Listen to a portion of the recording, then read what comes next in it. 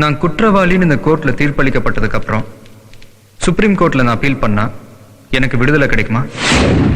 Of course நீங்க விடுதலையாக வாய்ப்பு இருக்கு.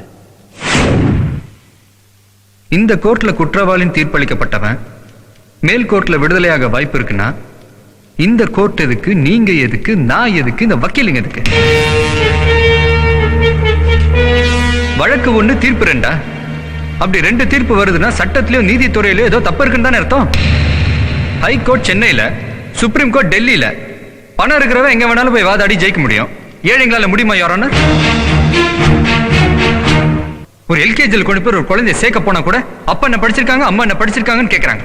ஆனா 5 வருஷம் நாட்டு ஆள வர ஒரு எம்எல்ஏ என்ன படிச்சிருக்காருன்னு யாராவது கேட்கறாங்களா? ஆனா எதை எழுந்தாலும் மக்களோட உரிமைகளை மட்டும் இழக்க விட மாட்டேன். அதுக்காக என்னையும் இழக்க தயாரா இருக்கேன். கடவுள் மனுஷனுக்கு 6 அறிவு படைச்சது மனித உணர்வுகளை நேசிக்கத்தான்.